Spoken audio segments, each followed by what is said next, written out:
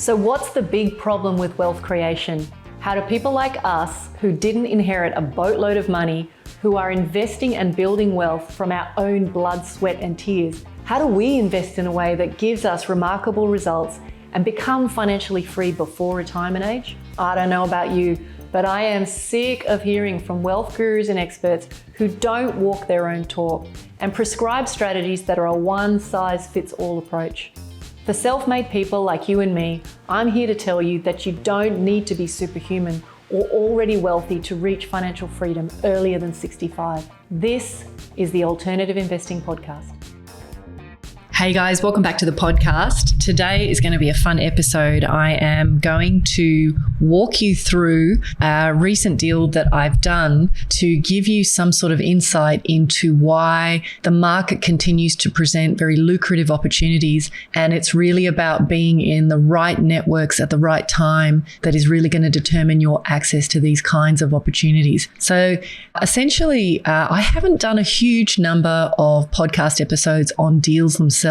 So this is kind of like maybe a shift towards, for those of you who keep asking me, like, what about the deals? What about the deals? A shift towards doing more of these kinds of episodes. Now, my reluctance, I should actually qualify, my reluctance to do these sorts of episodes is that people often, when it comes to the alternative space, the first thing they say is, show me the deals, just show me the deals. And there is so much from a wealth building perspective that needs to be considered in terms of the actions that you take, the thinking, the education, that I tend to feel like the actual deals themselves are pretty much the last thing that you should be focused on. But I have had countless emails and communications from you guys telling me that you want some, you want to see the sexy showcase of some good deals. So I will start to incorporate some of these into my schedule for podcast episodes. So this particular deal that I want to showcase today was a syndicated deal. For those of you who don't know what a syndication is, it's essentially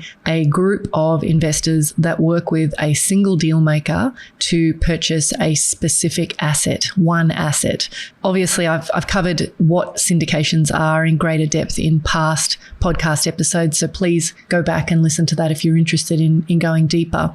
But essentially, you know, what I really love about syndicated opportunities is there's absolute clarity on what the asset is, how it's going to be managed. It's really easy to get a very deep cut through into how the project is going to be executed, over what period of time, what all the variables are. You can get very detailed analyses on profit and loss and cash flow.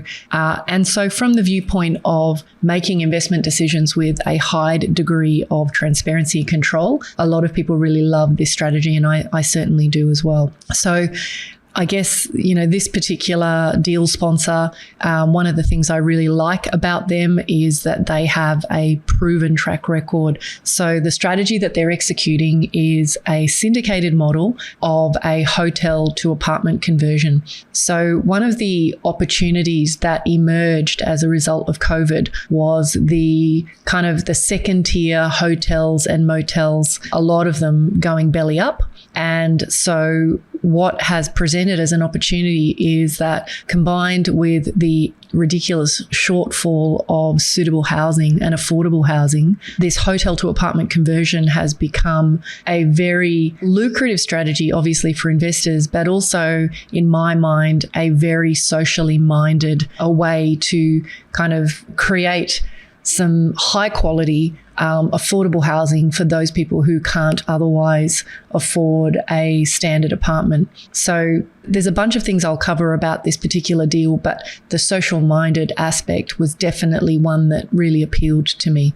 So in this particular deal, essentially the managers have done this particular strategy many times before. Their purchase cost per unit is relatively low in contrast to, say, for example, them going out and just buying a block of units that are already with or, you know, have individual tenants. And essentially what they're going to do is work with the local government to convert the motel or hotel into individual units that can be rented to individual tenants. So essentially the property is bought vacant, so there is no cash flow initially, and then over time, as each unit becomes renovated, they start to put in a tenant into those units. So it's a 2-year project. The kind of creation of income is steady but slow.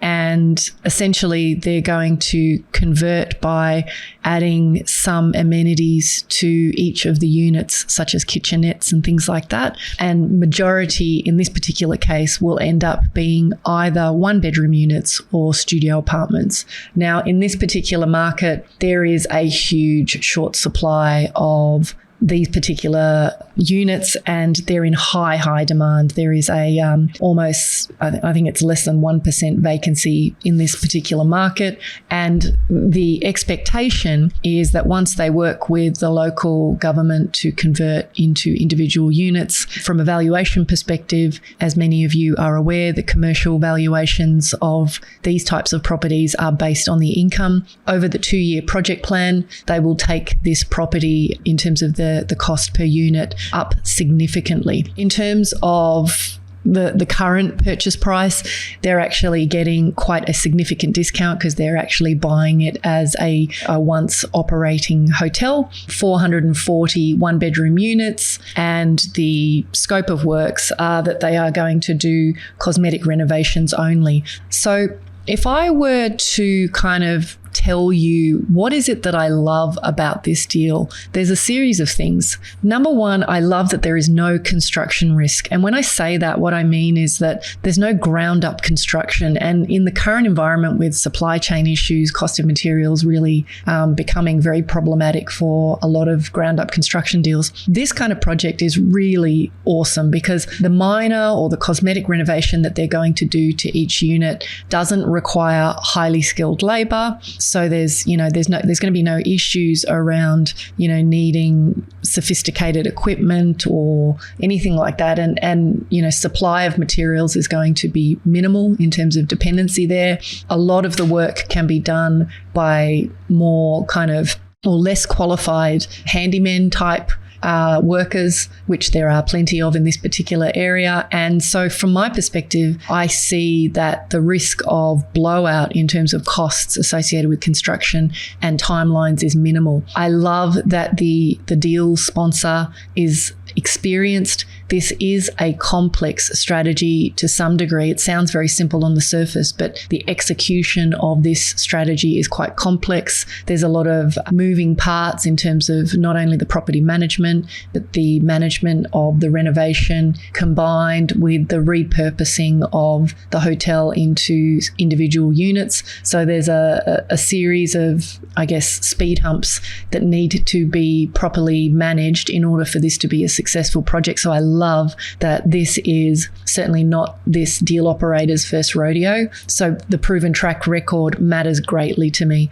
And, what I've started to witness, particularly in the alternative space, is that where deal sponsors or deal operators are very inexperienced, they have no choice but to offer the lion's share of the return to the investors, which can be incredibly attractive to a lot of people. But I personally would rather take a more modest return and work with someone who really, really knows their stuff.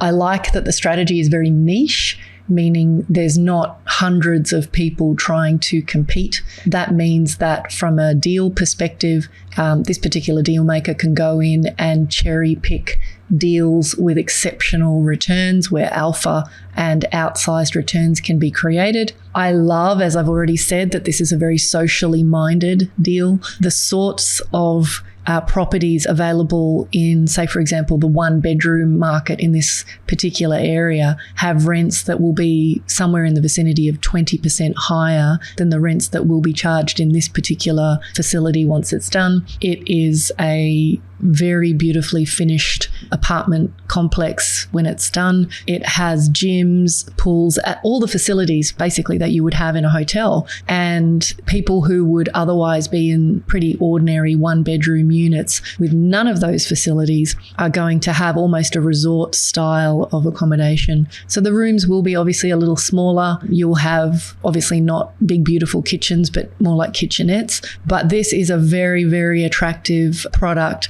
not only for the younger millennials and Gen Zs, but also, just working class people who are wanting to live in a particular area but can't otherwise afford the rents. So it is fabulous from a social point of view. The metrics around this particular deal are very compelling. There's a lot of market data about what each unit will be worth on completion based on actual sales. There's a lot of information about comparative rents and what they expect to earn from a rental perspective. There's a very detailed project plan outlining how value will be basically essentially created through basic renovations and repurposing. So, the metrics are super exciting. And just to give you an idea of what that looks like, essentially the equity that is being raised amongst investors is about 4.5 million. The deal itself is worth about, I think, 15 to 20. The targeted internal rate of return is on exit after 2 years about 20.3%. And that means roughly over those 2 years, you're making about 1.5 times your capital back. There is a preferred return, meaning the first 8% that is earned per annum will come to me before anybody else. So what I like about this concept of preferred return, it means that I get paid before the deal maker. And it's a really exciting way to make sure that the deal maker's, the remuneration is aligned with my interest. So everything after that 8% gets shared between me and other investors and then the deal maker. And it's a 2-year deal. The other thing I really like about this particular deal is that the deal maker themselves has skin in the game. It's always interesting to see the number of deals that are out there where the deal maker doesn't actually put their own money into the deal. And I know that if you're really wanting to align interests, then it's really important that we all have skin in the game. That kind of gives you an overview. The minimum investment on this particular deal was $50,000. So they are looking for a better caliber of investor. You do need to be, by our definition, a wholesale investor. And, essentially the way that this project will roll out and has rolled out in the past, it's pretty much a set and forget, from the view of that, I will have quarterly reports where they'll let me know what's happening, how the project is going, any kind of hiccups or wins that have been created during that quarter. So the reporting side, which is really, really important, is, the fun part, I suppose, for me as an investor, just to kind of keep my finger on the pulse of what's happening. But what I really love is I don't have to do anything. I don't have to deal with tenants and toilets. And, I used to talk a lot about this in earlier episodes, but part of the attraction for me with a lot of these alternative real estate deals is I don't have to deal with any of the day-to-day management. If someone doesn't turn up for work, it's not my problem. If there's hiccups or if the day-to-day management is challenging, it's not my problem because I am passive, completely passive in this deal. So obviously the flip side of that is being passive means I have no say about paint color choices or finishes or anything like that. But frankly, given this particular deal operator's track record, I don't really care either. I've seen the work they've done. I've seen the standard of finishes, and I'm satisfied that the way that this will be managed is adequate from my point of view. The final thing that I would say about this deal, which I love, is that there are multiple exits. Now, you guys have heard me talk about why one of the reasons I really love alternative is that particularly the way that these deals are structured is there are often multiple exit strategies. In most cases, as is this case in this one, we don't really care what happens economically. Whether the market moves up, down or sideways, this is still a killer deal. And from an exit point of view, the simple clean exit or the preferred exit that the deal maker is looking for is a nice clean sale. Now, obviously, if things turn to custard in the market, that could mean that it might not be an optimal time to sell. And most of these guys don't like to leave money on the table. So although the preferred exit is a sale, if for any reason the market does turn to custard and the sale price just isn't what they want it to be, they have the option of just continuing to keep it cash flowing. By the time they get to the 2-year mark and the property's, fully occupied, the cash flow will be significant. And as an investor, I'm perfectly happy to keep receiving, a double-digit return from a cash flow point of view while the market just sort of does its thing. There's also options around refinancing and paying back investor capital, but allowing investors to continue to participate in the cash flow. So there's a couple of different scenarios there, but essentially what I like is that they're not going to be forced to sell at any price. So, again, from a risk perspective, I look at this and I look at how it sits within the current environment, and I think it's a really good project to be part of. So I'm just having a think about, let me go back to my little document here. Let me see if there's anything else worth mentioning. Yeah, no, look, I think that's kind of like the main thing. I think the exciting part is that essentially they're buying each unit at about 114,000, and the targeted sale price in 2 years is going to be about 215,000 per unit. So that is a huge increase and uplift. There's a lot of fat in this deal. There's a lot of margin for error. And essentially, I believe that the actual internal rate of return will exceed expectation, as has been the case in the past. So you get a sense of how exciting and juicy these deals are. And as I say, like a broken record, it's a little bit like being in a lolly shop. You've got your little paper bag and, your few coins of money. And the biggest challenge is which lollies to choose. So anyway, guys, I hope this has been interesting for you and look forward to catching up with you soon. Take care. You've been listening to the Alternative Investing Podcast. If you're feeling frustrated that despite doing everything right in the property investing playbook and you're no closer to financial freedom, then head on over to incosiwealth.com to learn more about how you can use alternative investments to catapult your investing income and blend strategies to shave decades off your timeline to financial freedom. See you on the next episode.